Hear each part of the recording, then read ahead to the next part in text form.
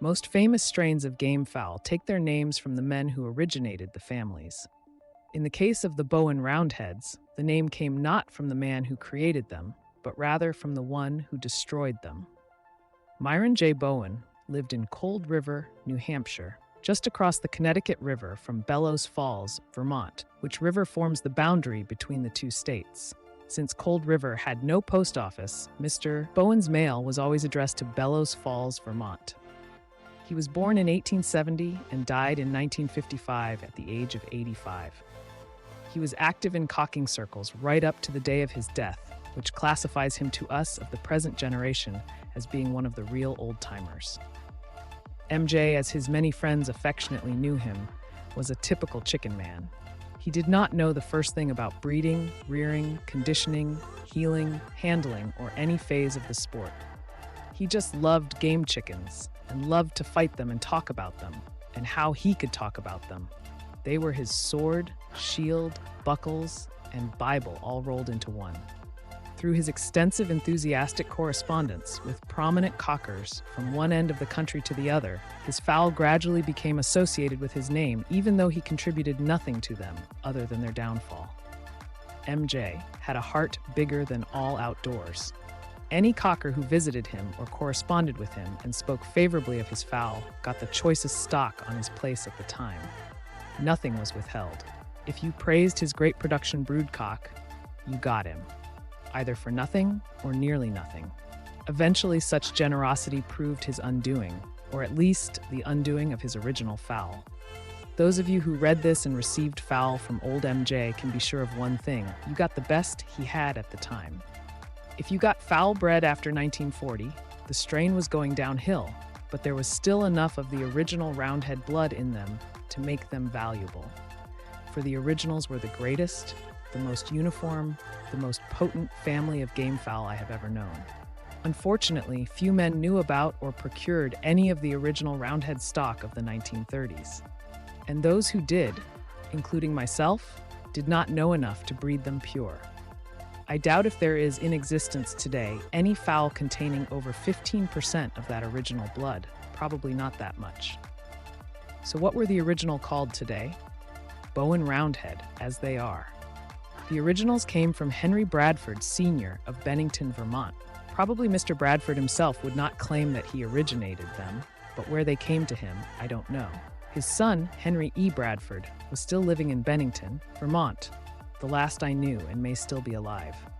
Also, there was a family named Stasha of that same city, father and sons, who were the Bradfords cockers, both senior and junior. Some of them may still be there, though even the boy would be in their 70s or 80s now. Other than these few individuals, I know of no one who would go back farther than the original Bradford Senior Roundhead fowl.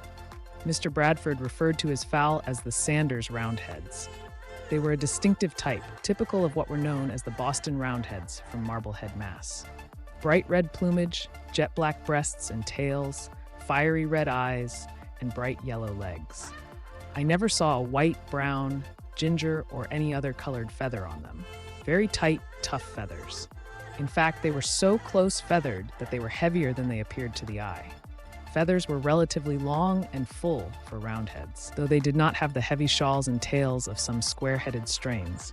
Bodies were round and short, coupled from front to back, that gave them excellent balance, never a slab-sided one. In station, above average. The legs and bone structure on the light side, but tough bone. The hens, a light wheaten color, almost creamy. Fantails were firmly set on, a little on the high side and above average for Roundheads. Tight, tough feathers. Both hens and cocks seemed a lot heavier and fuller in hand than they did on range. In disposition, the cocks were fiery and aggressive, both in the pit and on the yard. Those fiery red eyes meant just what they said. Old Bowen used to say, "Don't ever get one of these cocks mad at you. He will never forget or forgive. He will come for you as long as he lives." I've seen one fly 20 feet through the air to get at a stranger who approached his coop. Handled carefully and respectfully, they were gentle enough. Except when they were with hens in the breeding season. At such times, they did not want any males in their brood pens, you or anyone else. In the pit, they were aggressiveness personified. All they had in mind was to kill that other rooster as quickly as possible. Many times this proved to be a handicap, for often they would fight themselves out before putting the opponent away and become helpless. They were strictly a single-stroke fowl, the only family of Roundheads I ever knew to possess this characteristic. Their blows were delivered with a snap and fast, always landed in perfect balance, ready to snap the next lick. High-headed, quick-breaking. I never knew one to give other than his full effort to the last breath. To the very end, they hit to kill, not just to defend themselves or to ward off the opponent. So these were the round-headed fowl which M.J. Bowen inherited from Mr. Henry Bradford Sr. upon the latter's death in about 1930. To these hens he bred a wonderful Shelto Roundhead cock that Henry Bradford Jr. had purchased for a large sum. You may ask, how come Bowen got these fowl? Well, Henry Bradford Jr. married Bowen's daughter, and young Henry had that typical Vermont independence developed in him to the point where he was unwilling to carry on the family cocking tradition with his old man's fowl, but was determined to establish a reputation of his own with fowl of his own. He did right well at it too, especially after he teamed up with Otto Kosgarten, who lived nearby in New York State. Anyhow, young Henry gave his father's fowl to his father-in-law, Myron J. Bowen. What happened to the rest of the original fowl, I never learned. Mr. Bradford Sr. had an extensive cocking operation, and all Bowen got was a pen of hens, and this one cock. Maybe young Henry killed all the rest. He was the kind who would. I never heard of anyone else getting any of the fowl after the father's death. People were funny about their fowl 40 or 50 years ago. They would kill every bird on the place rather than have a feather get to anyone else. That's sort of hard for us to understand today, but it was standard practice then. I remember one old fellow telling me he would kill any man who stole one of his hens.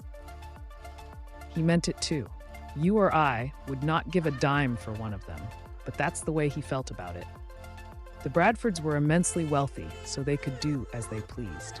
The Shelton Roundhead cock lived for only 2 years. Accordingly, for the next 6 or 7 years or so, all the breeding was to the Bradford hen side of the line. This breeding operation Bowen conducted in a haphazard manner. He never single-mated or kept any sort of records. He just put them together and let nature take its course. He was not even selective of the individuals bred. What difference does it make, he used to say. They are all the same blood. As a result of this lack of selectivity and by indiscriminate inbreeding, by about 1939, or after 6 or 7 generations, the fowl started coming smaller, more nervous, and fragile, fought themselves out quickly, and no longer had the body strength to match the dynamic spirit. They got broken legs, wings, and all that sort of thing. In order to beef them up, he got a Saunders Roundhead hen from Georgia. This new blood did beef them up too. The offspring came larger and stronger and won more. But the character of the fowl changed with it, both physically and in disposition and fighting style. They were good, but they lacked the sterling qualities of the original Bradfords. These were the fowl Bowen was selling everywhere during the 40s. The recipients almost universally had good success with them. There was still enough of the original Bradford in them to make them valuable, especially in the early 40s. Then the indiscriminate matings and non-selective inbreeding started all over again, and since he did not have as sound stock to start with as he inherited in 1930, by 1945 the family was pretty shot. It's a pity too, for the original Bradford or Saunders or Boston Roundheads as Bowen got them in 1930 were the greatest fowl for crossing into a line that I have ever known. Even in the late 40s, enough of the golden virtues remained to revive many a faltering family if you got hold of the right individual. At least I don't know of any, and I had it available to me 100% for years, but did not recognize its value until too late. Old MJ was a grand old guy, honest, honorable, generous, and loyal. I wish it were possible to turn the clock back 40 years for him, for me, and most of all, for the marvelous roundhead fowl on his farm beneath the towering white pines at Bellows Falls. How our family of Lacey Roundheads has been carried on by friends and me since 1942.